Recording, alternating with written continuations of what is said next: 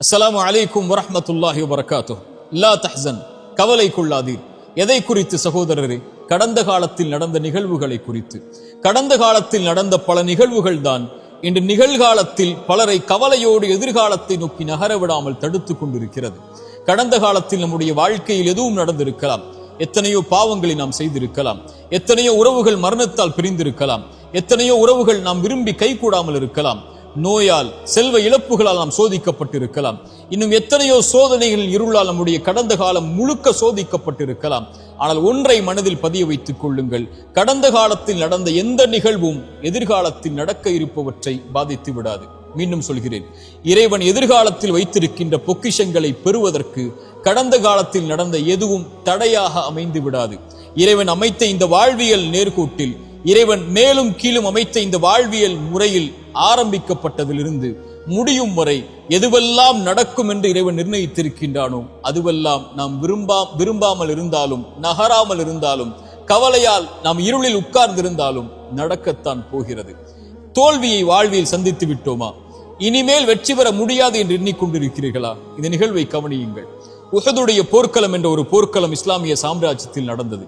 இறைத்தூதருடைய வார்த்தையை சில நபித்தோழர்கள் மீறியதன் காரணமாக அந்த பாவத்தால் அந்த போர் முழுக்க சோதிக்கப்பட்டு உஹதுடைய போர் தோல்வியில் முடிந்தது. போரின் தலைவர் இறைத்தூதர், அவர்களுக்கு பின்னால் இருந்தவர்கள் நபித்தோழர்களாக இருந்தாலும் தோல்வியை தழுவியதை பார்த்தவுடன் இஸ்லாமிய சாம்ராஜ்யம் அதோடு அழிந்து விட்டது என்று எதிரிகள் கணக்கு போட்டார்கள். ஆனால் இறைவன் வசனம் இறக்கினான், வலா தஹினு வலா தஹ்சனு அன்துமுல் அலௌன இன் குன்தும் முஃமினீன். நீங்கள் கவலை கொள்ளாதீர்கள், பயம் கொள்ளாதீர்கள், இறை நம்பிக்கை கொண்டவர்களாக நீங்கள் இருக்கும் காலமெல்லாம் நீங்கள் தான் உயர்ந்தவர்கள் என்று. அந்த நம்பிக்கை, அந்த தோல்வியிலிருந்து அவர்கள் பெற்ற பாடத்தில், இறை நம்பிக்கையில் அவர்களுக்கு கிடைத்த பாடம் அடுத்த போர்க்களங்களில் அவர்களை உயர்த்தியது. இஸ்லாமிய சாம்ராஜ்யத்தின் வளர்ச்சியை இன்று நாம் பார்க்கிறோம். இன்னும் எத்தனையோ உதாரணங்களை சொல்லலாம். எமக்கு தோல்வியை இறைவன் கொடுத்தால் அடுத்த நாள் மூச்சு விடுவதற்கு அவகாசத்தை இறைவன் கொடுத்திருக்கிறான் என்றால் வெற்றியின் பாதையில் பயணிப்பதற்காகத்தான். வாழ்வில் குழந்தை இல்லை என்ற சோதனையில் நீங்கள் அகப்பட்டிருக்கிறீர்களா? இனிமேல் குழந்தை பிறக்க முடியாதா? எத்தனையோ நபிமார்கள் வயதான காலம் வரை இறைவனிடத்தில் பிரார்த்தனை செய்து கடந்த காலத்தில் நடந்ததை நினைத்து அவர்கள் வருந்தி பிரார்த்தனை செய்த காரணத்தால் எதிர்காலத்தில் இறைவன் அவர்களுக்கு குழந்தையை கொடுத்தானே. எத்தனையோ குற்ற உணர்ச்சிகளால் பாதிக்கப்பட்டு அந்த குற்றத்தை செய்த குற்றத்தின் காரணமாக உணர்ச்சியால் அந்த வருத்தத்தில் உங்களுடைய வாழ்வை நீங்கள் சோதனையில் உள்ளாக்கி இருக்கிறீர்களா? எத்தனையோ நபிமார்கள் பாவம் செய்திருக்கிறார்கள். ஆதம் பாவம் செய்தார் அலைஹிஸ்ஸலாம். இறைவனை அழைத்தார், அநீதம் செய்து விட்டேன் யா அல்லாஹ், என்னை மன்னித்து விடு என்றார். மன்னித்தான் இறைவன். நபி யூனுஸ் ஒரு குற்றத்தை செய்தார், இறைவனிடத்தில் மன்னிப்பை தேடினார், மன்னித்தான் இறைவன். இறைத்தூதர் ஸல்லல்லாஹு அலைஹி வஸல்லம் சொன்னார்கள், இந்த ஹதீஸை கேளுங்கள். ஒரு மனிதன் இரவில் பாவம் செய்வான், காலையில் வந்து மனிதர்களுக்கு மத்தியில் நான் இதை செய்தேன் என்று சொல்லுவான். இறைவனிடத்தில் எல்லோரும் மன்னிக்கப்படுவார்கள் இவனை தவிர. ஏனென்றால் இறைவன் மறைத்ததை இவன் வெளிப்படுத்தினான்.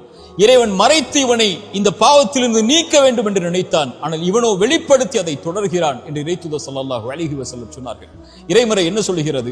ஒரு மனிதன் பாவம் செய்கிறான், அந்த பாவத்திலிருந்து மீள்கிறான், ஈமான் கொண்டு, இறை நம்பிக்கை கொண்டு, நல்ல அமல்களை செய்தென்றால் அவன் செய்த பாவங்கள் அனைத்தையும் அவன் பாவ மன்னிப்பை தேடியதற்கு பிறகு நன்மைகளாக அவனுடைய புத்தகத்தில் மாற்றுகிறான் இறைவன். ஏன்?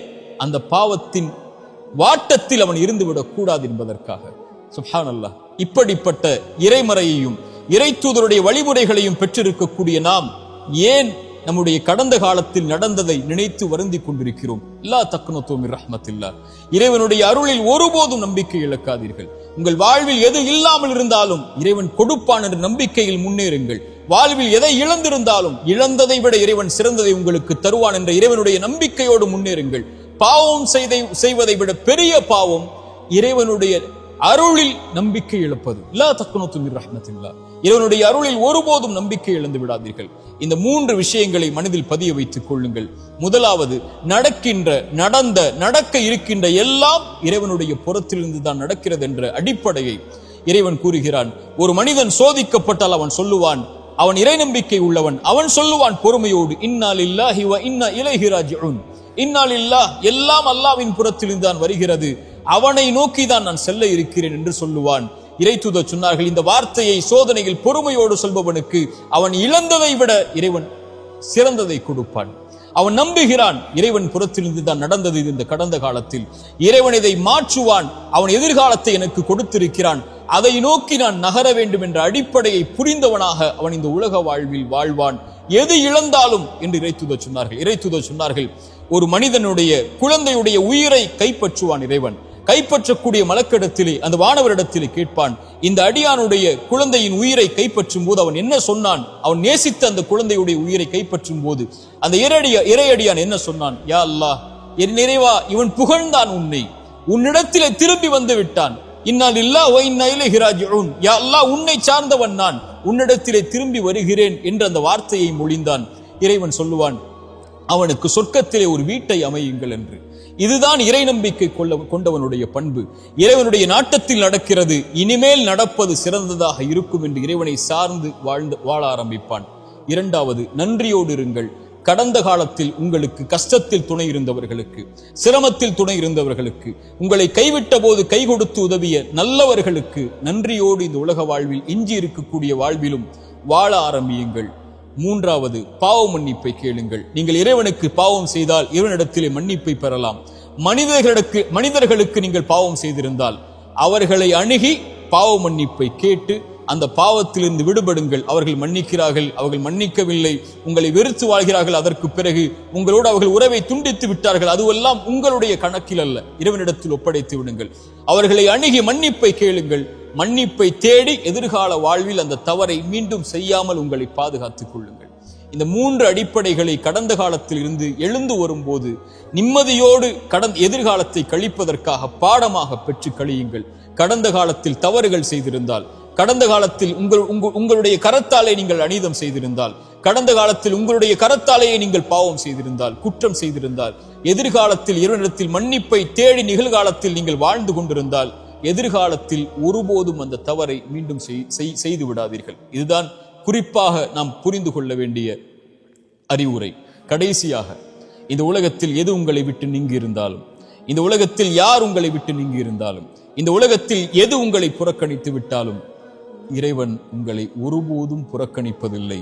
அவன் உங்களோடுதான் உங்களுடைய கடைசி மூச்சு இருக்கும் வரையும் இந்த உலகத்தில் இருப்பான் என்ற அடிப்படையை மனதில் பதிய வைத்துக் கொள்ளுங்கள். கவலைகள் நீங்கும். அகூலு கௌலி ஹாதா அஸ்தகுஃபிருல்லாஹ் லி வ லக்கும். அஸ்ஸலாமு அலைக்கும்.